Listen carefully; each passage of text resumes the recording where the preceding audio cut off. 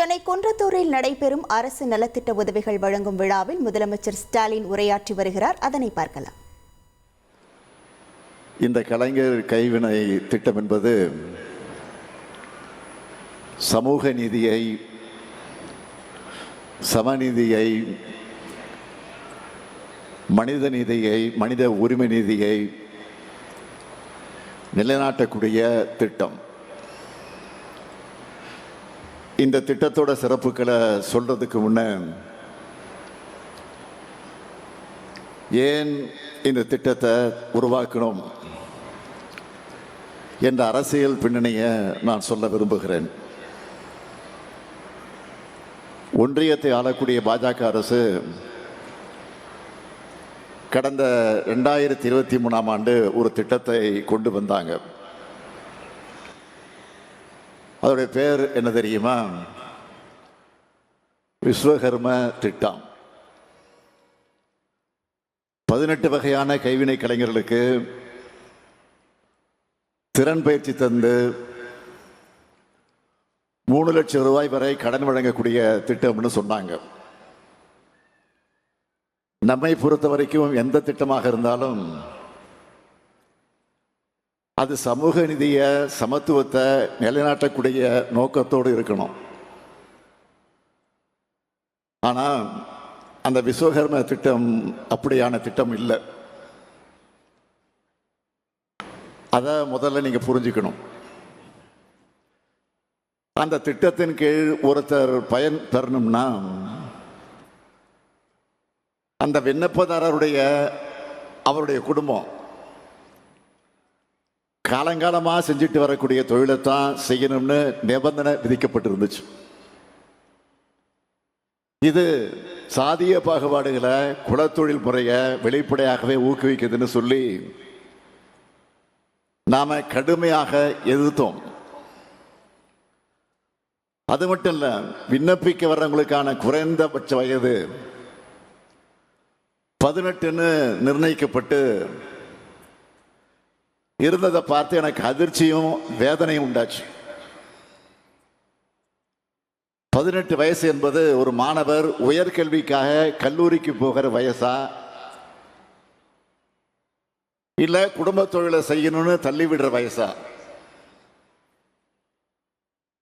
படிப்பை விட்டு வெளியே போற மாணவர்களையும் மீண்டும் கல்வி சாலைக்குள்ள அழைச்சிட்டு வர்றது தான் ஒரு அரசோட கடமையை தவிர அவங்கள படிப்பை விட்டு வெளியேற்றுறதும் அதுவும் குடும்ப தொழிலை செய்ய சொல்றதும் கிடையாது. நம்ம திராவிட மாடல் ஆட்சியில் புதுமை பெண், தமிழ் புதல்வன் போன்ற திட்டங்கள் மூலமா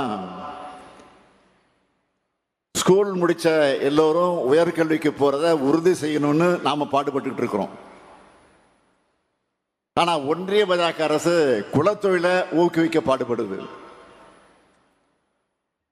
நாம நான் முதலும் திட்டத்தில் எதிர்கால உலகத்தை எதிர்கொள்ள தேவையான திறன் பயிற்சிகளை கொடுத்து நம்ம குழந்தைகள் பெரிய பெரிய நிறுவனங்கள்ல உயர் பொறுப்புகள்ல வேலை செய்யணும்னு நாம நினைக்கிறோம். ஆனா பாஜக என்ன நினைக்குது? குடும்ப தொழில பயிற்சி கொடுத்து அவங்கள வெளி உலகத்தை பார்க்க கூடாதுன்னு நினைக்குது. அதுவும் சாதிய வேறுபாடுகள் நிறைஞ்ச இந்திய சமூகத்தில் இது என்ன மாதிரியான விளைவுகளை ஏற்படுத்தும்? இதை மனசாட்சி உள்ள ஒருத்தர் எப்படி பொறுத்துக்க முடியும்? அதுவும் 1950களில் குலக்கல்வி திட்டத்தை எதிர்த்து களம் கண்ட தமிழ்நாடு இதை அனுமதிக்குமா? அந்த உணர்வோடு தான் தமிழ்நாடு அரசு இந்த திட்டத்தை செயல்படுத்த 3 முக்கிய மாற்றங்களை மேற்கொள்ள வலியுறுத்தி மாண்புமிகு பிரதமர் அவர்களுக்கு நான் கடிதம் எழுதினேன். அதில் நான் குறிப்பிட்டது, முதல் மாற்றம், விண்ணப்பதாரரின் குடும்பம் பாரம்பரிய தொழில ஈடுபட்டிருக்கணும் என்கிற கட்டாய நிபந்தனையை நீக்கி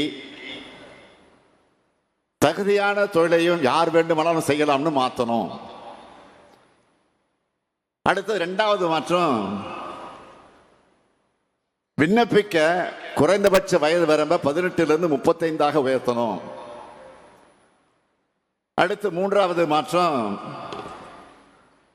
கிராமப்புறங்களில் பயனாளிகளை சரிபார்க்கும் பொறுப்பை கிராம பஞ்சாயத்து தலைவரிடமிருந்து கிராம நிர்வாக அலுவலர்களுக்கு மாற்றணும். ஆனால் மிக மிக முக்கியமான இந்த 3 மாறுதல்களை ஒன்றிய அரசு ஏற்றுக்க மறுத்துட்டாங்க. எந்த திருத்தமும் செய்ய முடியாதுன்னு சொல்லிட்டாங்க. அதனால தான் பிரதமரின் விஸ்வகர்மா திட்டத்தை தற்போதைய வடிவத்தில் தமிழ்நாடு அரசு செயல்படுத்தாதுன்னு ஒன்றியத்தில் இருக்கக்கூடிய MSME துறையினுடைய அமைச்சருக்கு எழுத்துப்பூர்வமாக இதை நாங்கள் தெரிவிச்சிட்டோம்.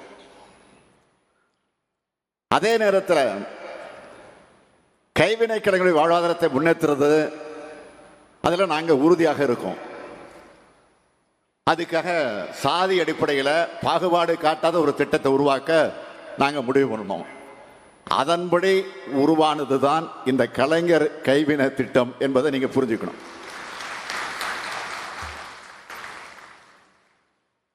ஒன்றிய அரசினுடைய விஸ்வகர்மா திட்டத்தில் 18 தொழில்கள் தான் அதில் இருக்கு. ஆனா நம்ம கலைஞர் கைவினை திட்டத்தில் 25 வகையான தொழில்கள் சேர்க்கப்பட்டிருக்கு. ஒன்றிய அரசு திட்டத்தில் விண்ணப்பதாரர் அவருடைய குடும்ப தொழிலை மட்டும்தான் பார்க்க முடியும். ஆனா நம்ம திட்டத்தில் விரும்பி எந்த தொழிலையும் யார் வேண்டுமானாலும் செய்யலாம். கலைஞர் கைவினை திட்டத்தில் விண்ணப்பிச்சு குறைந்த வயசு 35ஆக இருக்கணும்னு நிர்ணயிச்சிருக்கிறோம். அதனால கல்லூரிக்கு போற வயசுல குடும்ப தொழிலை பார்த்தா போதும்னு எந்த மாணவரும் நினைக்காம இருக்கிறத உறுதி செஞ்சிருக்கிறோம். இந்த திட்டத்தில் 50,000 முதல் 3 லட்சம் வரை மானியத்தோடு கடன் வழங்கப்படுது.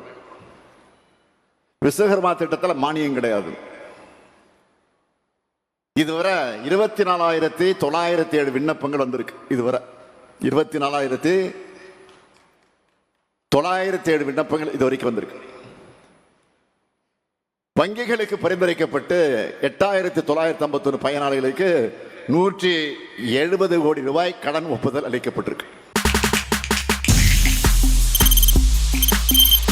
தவிர்க்க முடியாத தம்ப்நெயில்ஸ், கலக்கலான கண்டென்ட்ஸ், சினிமாவும் சீரியஸ் பிரச்சனைகளும், சும்மாவே ராம் சரண் தளபதி விஜய் எப்படா பெரிய கலகலப்பும் கைகலப்பும், me too love you thank you அவர்கள் மாஸ் ஏத்துறது தியேட்டர் தெரிக்குதுனாலே டன்னு தான். பிரேக்கே இல்லாமல் பிரேக்கிங் நியூஸ் சொல்லும் தந்தி டிவி ஆப். இன்ஸ்டா தலைமுறை வரை இறங்கி அடிக்கும் தந்தி டிவியின் டிஜிட்டல் எக்ஸ்க்ளூசிவ். பாடி காமிச்சிங்க. அது அதை விட மோசம். இல்ல பாடி காமிச்சிங்கன்னா அது இன்னும் வெரி பேட். தந்தி டிவி ஆப்பை இலவசமா டவுன்லோட் செய்யுங்க. ஃபாலோ பண்ணுங்க,